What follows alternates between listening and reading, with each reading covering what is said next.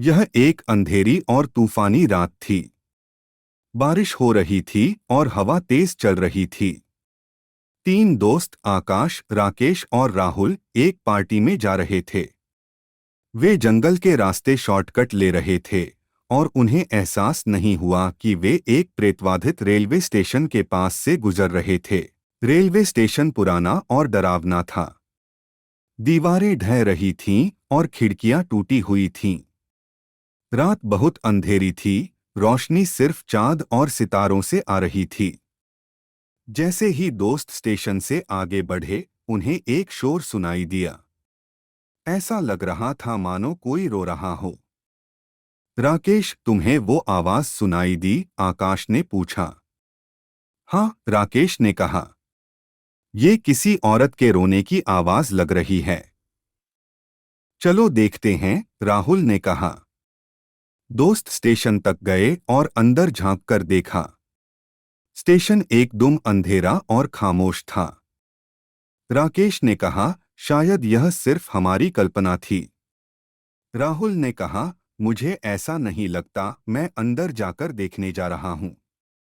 राहुल ने स्टेशन के अंदर कदम रखा। दोस्त उसके वापस आने का इंतजार करते रहे, लेकिन वह नहीं आया। राहुल, आकाश ने आवाज लगाई। राहुल, तुम कहाँ हो? आकाश ने फिर आवाज लगाई। अंदर से कोई जवाब नहीं आया। राकेश और आकाश डरने लगे। वे राहुल की तलाश में स्टेशन के अंदर गए। उन्होंने पूरे स्टेशन की तलाशी ली, लेकिन वह नहीं मिला। अब क्या करें? आकाश ने पूछा। राकेश ने कहा, हमें अब किसी की मदद लेनी चाहिए, राहुल को ढूंढने में। दोस्त स्टेशन से बाहर भाग गए और वापस जंगल में चले गए। वे तब तक भागते रहे जब तक कि वे सड़क पर नहीं आ गए। उन्होंने एक कार को रोका और ड्राइवर को बताया कि क्या हुआ था। ड्राइवर उन्हें पुलिस स्टेशन ले गया। पुलिस ने वापस रेलवे स्टेशन जाकर खोजबीन की, लेकिन राहुल कहीं भी नहीं मिला। जब राहुल नहीं मिला तो पुलिस ने ये माना कि वह उस भूत का शिकार हो गया है जो एक महिला का है, वो महिला जो कई साल पहले स्टेशन पर एक ट्रेन दुर्घटना में मारी गई थी। पुलिस ने कई दिनों तक राहुल की तलाश की, लेकिन वह नहीं मिला। दोस्त निराश होने लगे थे। एक दिन पुलिस को एक स्थानीय ग्रामीण से सूचना मिली। ग्रामीण ने बताया कि उसने राहुल से मिलते जुलते हुलिये वाले एक युवक को जंगल में घूमते देखा था। पुलिस ने ग्रामीण की निशानदेही पर पीछा किया और राहुल को ढूंढ लिया। वह एक चट्टान पर बैठा हुआ, थका और बहुत डरा हुआ लग रहा था।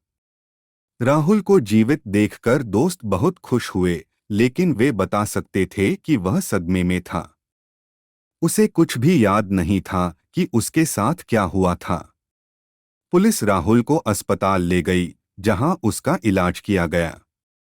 आखिरकार वह ठीक हो गया, लेकिन वह कभी नहीं भूला कि उस डरावने रेलवे स्टेशन पर उसके साथ क्या हुआ था। दोस्तों को राहत थी कि राहुल सुरक्षित है, लेकिन जो कुछ हुआ उससे वे हिल भी गए।